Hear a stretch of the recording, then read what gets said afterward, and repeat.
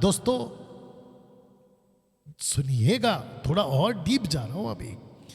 वो ये वही यह पुरुष कुचल देगा, यही वह पुरुष जिसकी घोषणा हुई थी अदन की वाटिका में, उत्पत्ति 3:15 में, मरियम की कोख से पैदा हुआ ये वाला आदमी, यानी कि ये पुरुष। देखिए क्या लिखा है यशायाह की किताब 9:6 में, आइज़ाया 9:6, क्योंकि हमारे लिए एक बालक उत्पन्न हुआ, हमें एक पुत्र दिया गया और प्रभुता उसके कांधे पर होगी, उसका नाम अद्भुत युक्ति करने वाला, पराक्रमी परमेश्वर, अनंत काल का पिता, शांति का राजकुमार रखा जाएगा।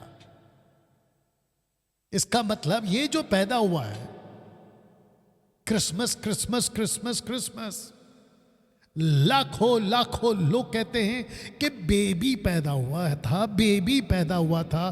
बेबी पैदा नहीं हुआ था, बेबी पैदा नहीं हुआ था, सबका बाप पैदा हुआ था। आज से 2024-25 साल पहले सबका बाप, और वो पुरुष पैदा हुआ था जिसको यहां पर कहता है कि पुत्र दिया गया, यानी कि द बिगॉटन सन, एक मात्र पुत्र। ये जाकिर नायक और इनके जैसे लोग कहते हैं कि अय्यूब की पुस्तक में sons of God, sons of God, वैसे ही Jesus also son of God. Jesus is not a son, he is the son और द सन। बात को समझा करो। लेकिन यह पुत्र है कौन? परमेश्वर। इसको मैंने जब पढ़ा हिब्रू में, यह थियोस है, डिएटी ऑफ ऑलमाइटी गॉड, दैवत्व जो परमेश्वर का था, डिवाइनिटी जो यीशु में, माफ करना, पिता में थी, वही पुत्र में थी। कैसे प्रूफ होता है डैनियल भाई?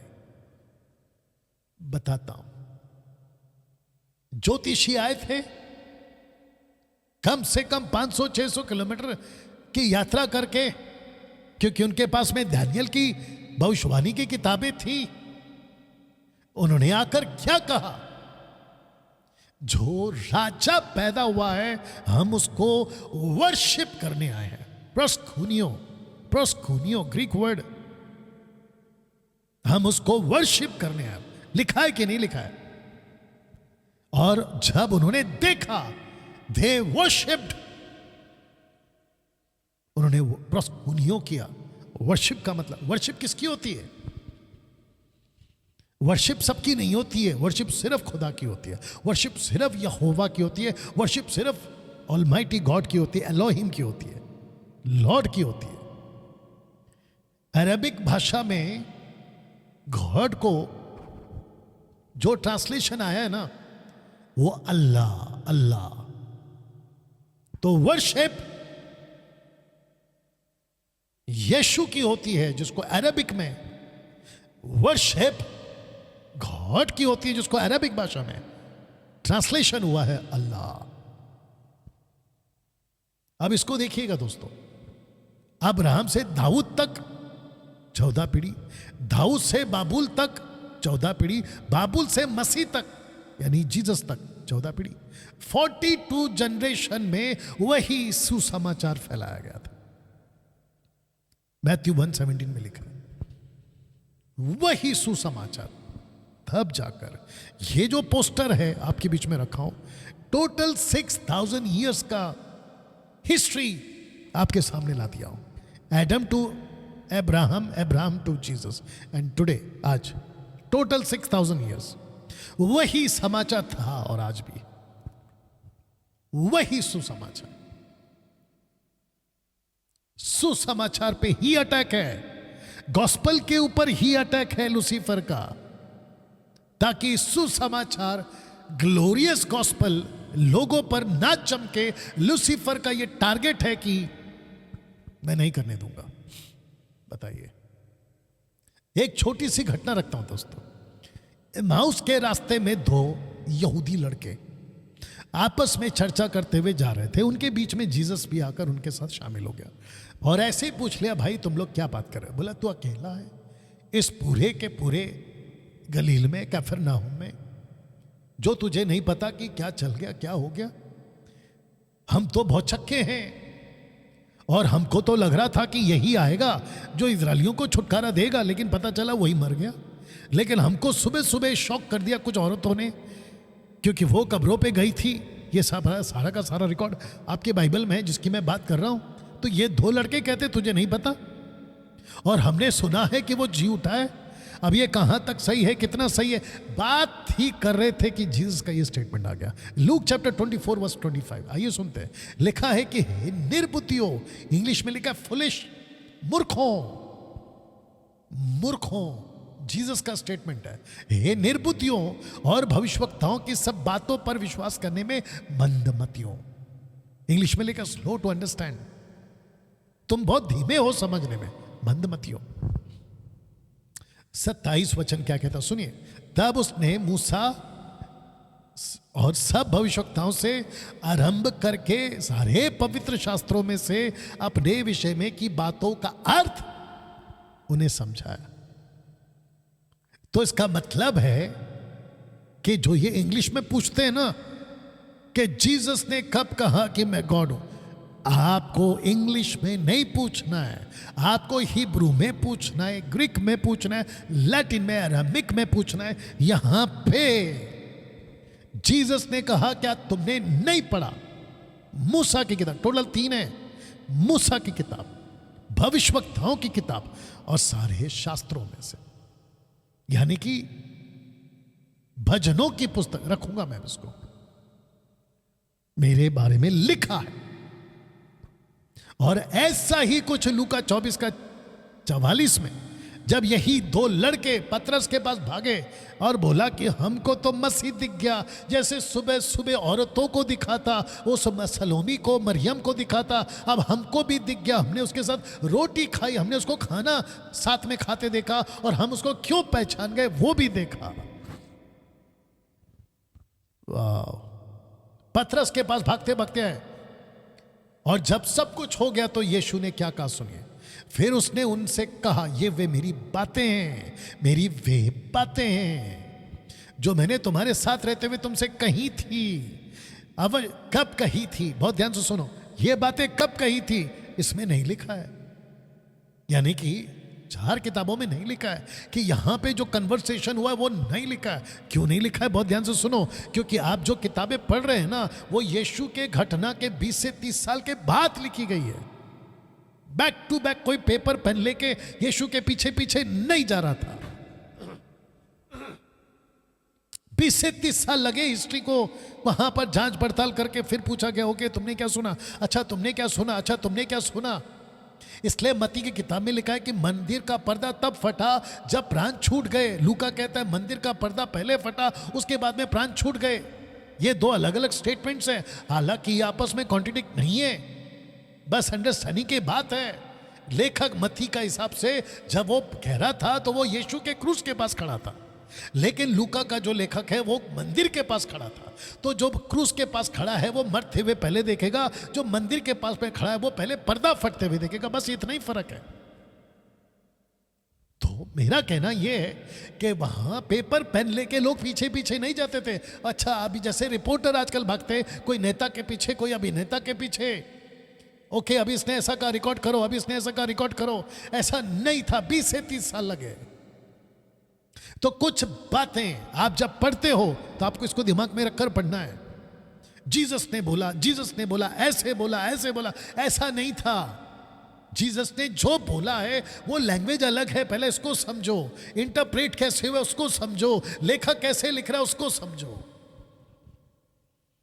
तो वो मेरी बातें हैं जो मैंने तुम्हारे साथ रहते हुए तुमसे कही थी कि अवश्य है कि जितनी बातें मूसा की व्यवस्था, भविष्यवक्ताओं की व्यवस्था, भजनों की पुस्तक में मेरे विषय में लिखा है वो सब पूरी हो।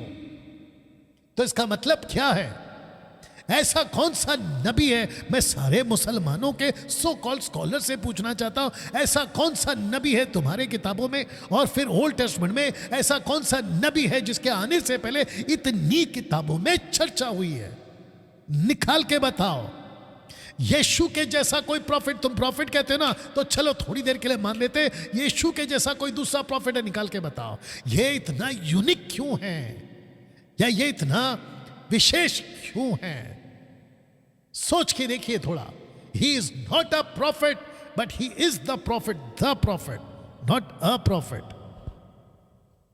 हाँ, जब बात यीशु यहां कर रहे हैं पवित्र शास्त्र की, तो दोस्तों उसको कहते हैं तनाक. तो इसका 3 जो स्पेलिंग है, माफ करना, 3 जो लेटर्स है TNK, जिसका मिलाकर बनता है तनाक. तो T स्टैंड फॉर थोरा, N स्टैंड फॉर नवीम, और K स्टैंड फॉर केतुवीम. और जिसको कहते हैं कम से कम इसमें 5 किताबें, उसमें 8 किताबें, उसमें 11 किताबें. तब जाकर ये किताबों का भी जिक्र मैंने कर दिया.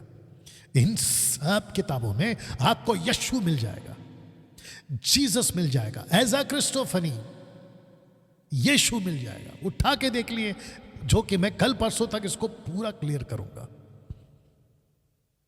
वाह दोस्तों, कैसा लग रहा है अभी तक? फेसबुक और यूट्यूब वालों, क्या आप शेयर कर रहे हैं? क्या इस वीडियो को दूसरे तक पहुंचा रहे हैं? मैं वापस कहता हूं, आप लोगों के लिए मुफ्त है, लेकिन मैंने खूब मेहनत की है. मेरी मेहनत का फल लोगों तक पहुंचाइए, ताकि इन जैसों की बकवास की बातें मसीह की तह में असर ना करें. इसको भी समझना होगा. 1 कुरिन्थियों 15:1, हे भाइयों, मैं तुम्हें वही समाचार, माफ करना, सुसमाचार बताता हूं. वही, यही, यहां से जो निकला, यशायाह 53:1 जो निकला, वही सुसमाचार बताता हूं, जो पहले सुना चुका हूं, जिसे तुमने अंगीकार भी किया था, जिसमें तुम स्थिर भी हो. उसी के द्वारा तुम्हारा उद्धार भी होता है. किसके द्वारा? सुसमाचार के द्वारा. सुसमाचार के द्वारा उद्धार कैसे होता है? क्योंकि आपको एक्सेप्ट करना ही पड़ेगा कि यीशु गॉड है. उसी के द्वारा तुम्हारा उद्धार भी होता है. यदि उस सुसमाचार को जो मैंने तुम्हें सुनाया था स्मरण रखते हो, नहीं तो तुम्हारा विश्वास करना व्यर्थ, इसका कोई अर्थ नहीं होगा. अगर उसी सुसमाचार को, जिसके ऊपर लूसीफर का अटैक हुआ है, जिसने, लूसीफर ने स्ट्रैटेजी बनाई है कि this gospel should not reach to the nations और टू द पीपल. वचन 3, इसी कारण मैंने सबसे पहले तुम्हें वही बात पहुंचा दी जो मुझे पहुंची थी, कि पवित्र शास्त्र के वचन के अनुसार यीशु मसीह हमारे पापों के लिए मर गया, गाड़ा गया, पवित्र शास्त्र के अनुसार तीसरे दिन जी उठा. एक सीधी बात पूछ लूं वक्त के हिसाब से, इस प्लैनेट पर ऐसा कौन सा देवता, ऐसा कौन सा राजा, ऐसा कौन सा नबी, ऐसा कौन सा इंसान, ऐसा कौन सा महात्मा मरा और जी उठा और आज तक जिंदा है? मैं पूरे मानव जाति को पूछ रहा हूं, ऐसा कौन सा खुदा है, ऐसा कौन सा नबी, महात्मा, देवता जो मरा और जिंदा हो गया? इतिहास उठा के देख लो, सब के सब मर गए. यीशु एक अकेला ऐसा था, और है आज, और रहेगा. इस वचन के हिसाब से इन शास्त्रों में जिसको तनाक कहते हैं, इन शास्त्रों में यीशु की बात को इतना प्रिसाइज करके क्यों लिखा गया है? कुछ तो वजह होगी ना. तुम सड़कों पे खड़े होके, कुछ मुसलमान सड़कों पे खड़े होके, प्रचारक जब प्रचार कर रहे होते, तो तुम सड़कों पे खड़े होके ऐसे ही अपना मुंह उठाए चले आते हो और कहते हो कि how can be Jesus is a God. तो फिर ये सब क्या है? जिसकी हिस्ट्री है, जिसका इतिहास है, और एक ऐसा सरदार इस पृथ्वी पर इसी को क्यों टारगेट कर रहा है? जीसस के गॉस्पेल को ही क्यों टारगेट कर रहा है? इसका मतलब यह है कि इस अंधकार की जो ताकत है, उसको तक पता है कि अगर किसी इंसान ने यीशु को अपना लिया, उसका उद्धार पक्का है. इसीलिए तो कह रहा है पौलुस, ये देखो, उसी सुसमाचार से तुम्हारा उद्धार हुआ. कितना साफ लिखा है, उसी के द्वारा तुम्हारा उद्धार हुआ है. बताओ.